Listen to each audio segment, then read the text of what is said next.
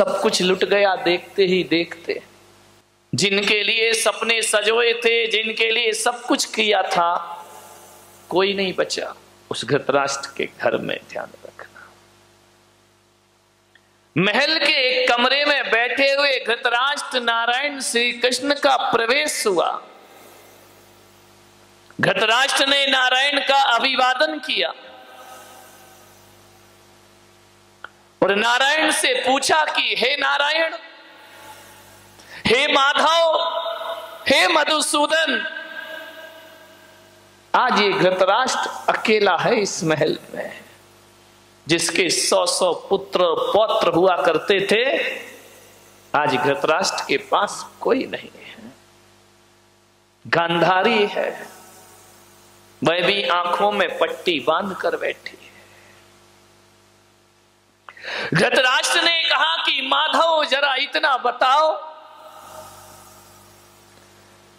कि मैंने अपने जीवन में ऐसा कौन सा पाप किया था कि मुझे 100 पुत्रों की लाश पर आंसू बहाना पड़े।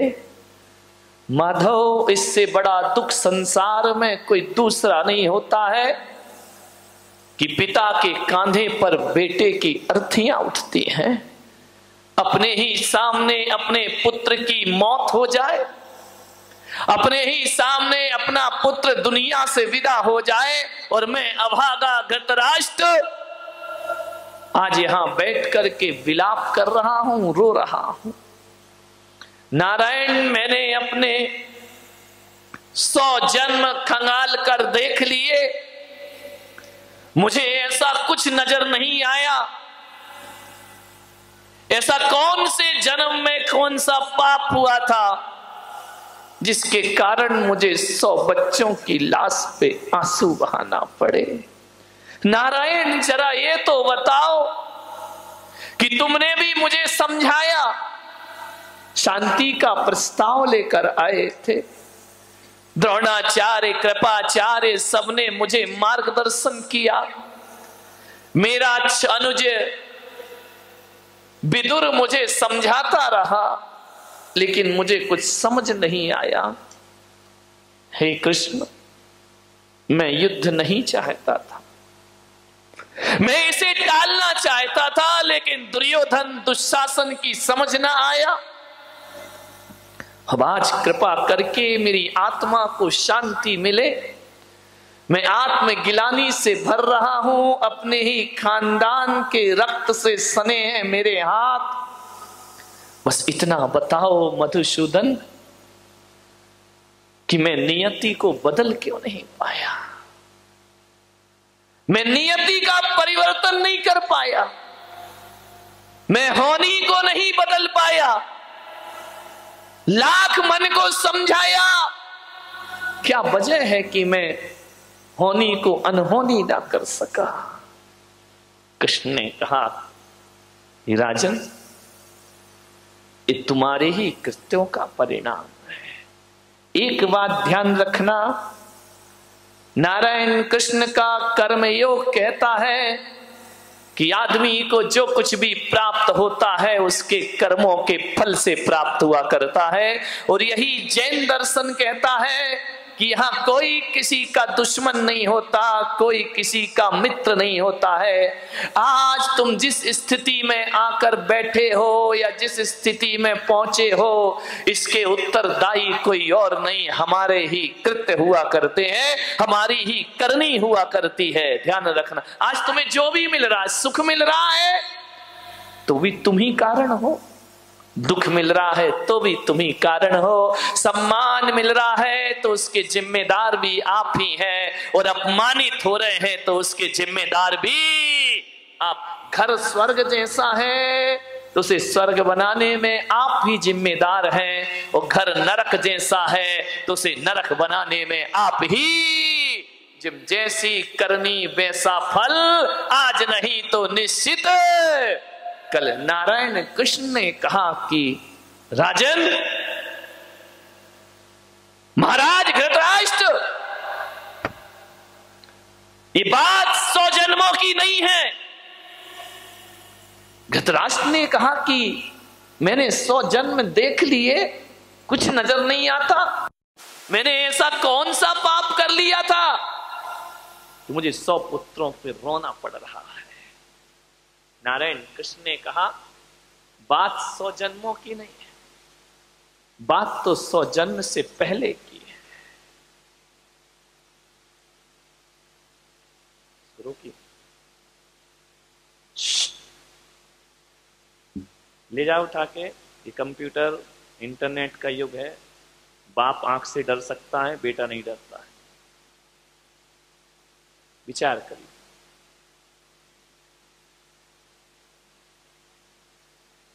कृष्ण ने कहा कि आज से 100 जन्म पहले तुम बहुत बड़े सम्राट थे।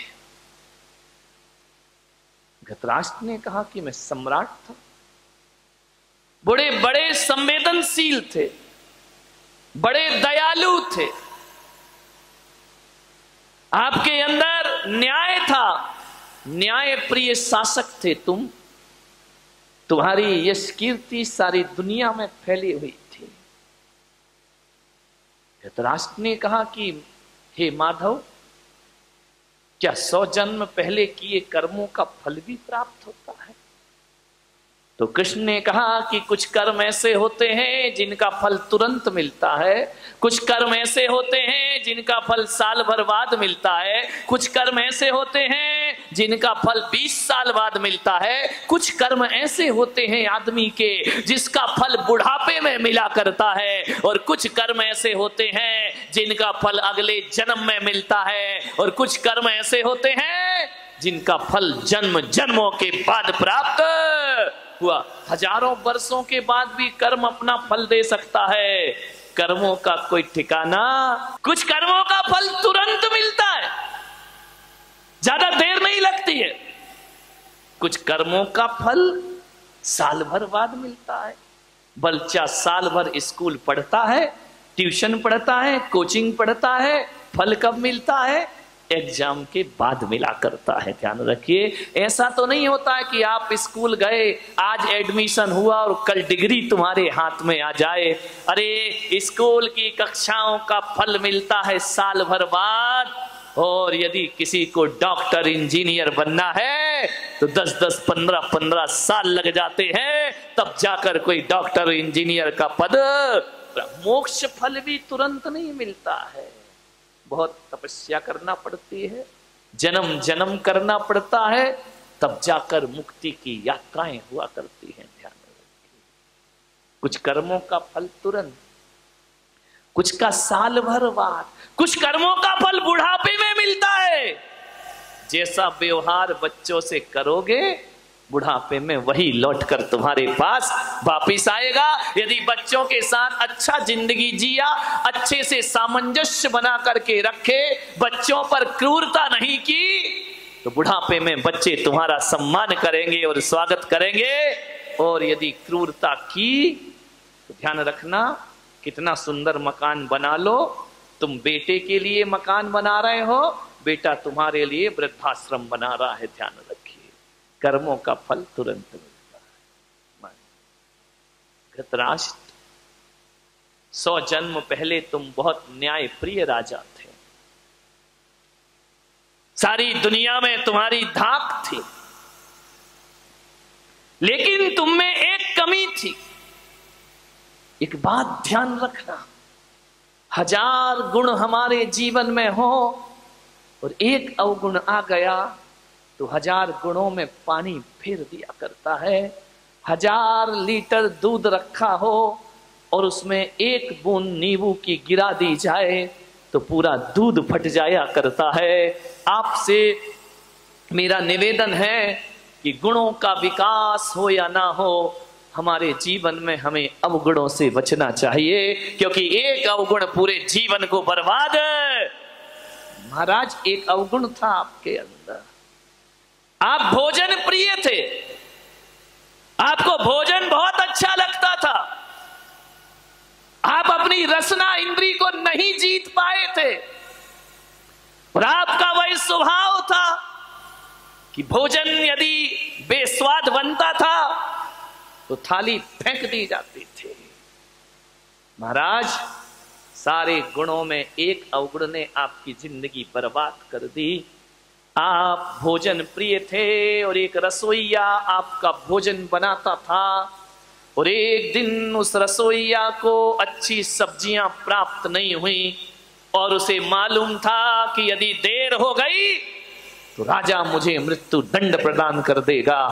उस रसोइये ने महल के पीछे जाकर के एक हंस के बच्चे को लेकर के आया, और खाने को कुछ नहीं था।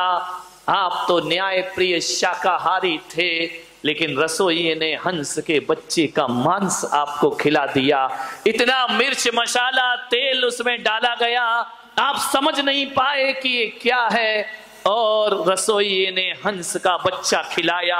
आप खा गए महाराज, ना आपने देखा, ना विचार किया, ना आपने सोचा, उस मांस को आपने खाया और इतनी तारीफ करी उस रसोइये की, अपने गले का हार उतार कर उसे इनाम में दे दिया। रसोइये ने कहा अब तो मजा आ गया। धीरे धीरे उस रसोइये ने प्रतिदिन इनाम की लालच में 100 हंसों के बच्चों को मार मार कर आपको खिला दिया। आप खाते रहे महाराज, खाते रहे, जिह्वा के लोलुपी हो गए। मैं आपसे निवेदन करता हूं, आदमी किसी चीज पर ध्यान दे या ना दे, आदमी को अपने खान पान पर ध्यान जरूर देना चाहिए, क्योंकि भोजन से रक्त बनता है, भोजन से मांस बनता है, भोजन से सप्त धातुएं बनती हैं, भोजन से रक्त का निर्माण होता है, और जैसा रक्त होता है वैसे विचार पैदा हो जाया करते हैं, और जैसा विचार होता है वैसा ही आदमी का व्यवहार बन जाया करता है, और जैसा व्यवहार होता है वही आदमी के संस्कार बन करके खड़े हो जाते। ध्यान, भोजन पे बहुत ध्यान रखना।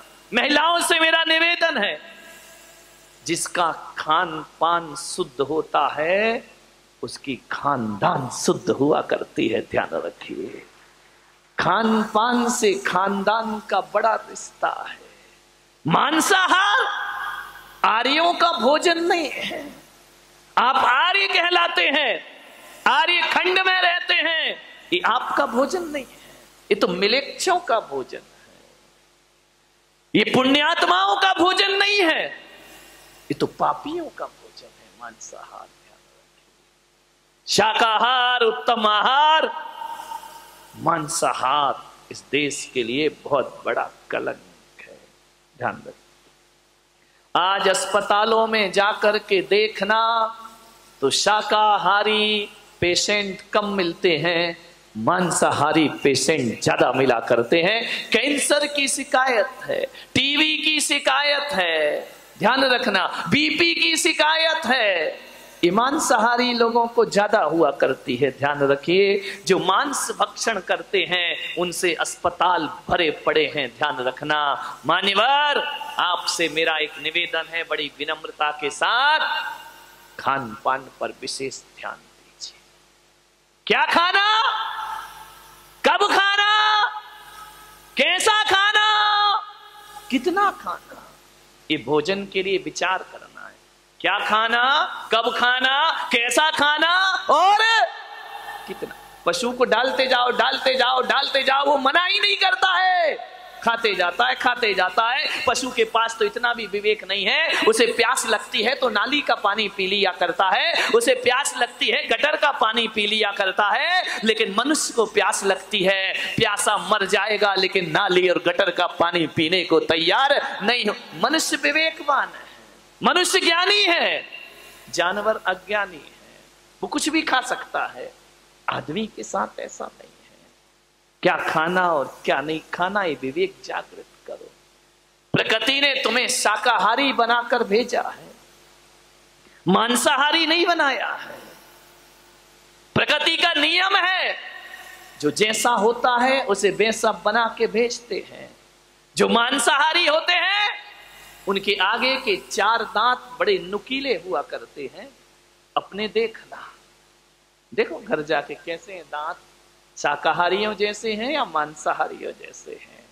मांसाहारी प्राणी जब पानी पीता है तो जीभ से चाट के पीता है, और शाकाहारी होता है वह चाट कर पानी नहीं पीता है, वह तो घूंट घूंट पानी पिया करता है। गाय पानी नहीं चाटती है, बकरी पानी नहीं चाटती है, हाथी पानी नहीं चाटता है, शेर चाट के पीता है, बिल्ली चाट के पीती है, कुत्ता चाट के पीता है। ये अंतर है एक शाकाहारी और मांसाहारी में। आप कैसे पानी पीते हैं बताइए, कैसे पीते हैं पानी? जीभ से चाट के या घूंट घूंट पिया करते हैं? तो आप शाकाहारी हैं। गाय कभी चाट के नहीं पीती पानी, भैंस नहीं पीती। शाकाहारी प्राणी जो भी होंगे वो चाट के पानी नहीं पीते हैं। मांसाहारियों के नाखून की बनावट अलग होती है, वह नुकीले होते हैं और घूम जाया करते। आपके नाखून तो ऐसे नहीं है ना। तो भगवान ने आपको मांसाहारी बनाया है या शाकाहारी बनाया है? जरा ईश्वर से जाके पूछना। मांसाहारी प्राणियों की आंखें रात के अंधेरे में लाल चमका करती हैं, शाकाहारी की नहीं चमका करती हैं। आपकी आंख अंधेरे में चमकती है या नहीं चमकती है? विचार करिए। प्रकृति ने आपको शाकाहारी बना करके भेजा हुआ है। एक बात याद रखना,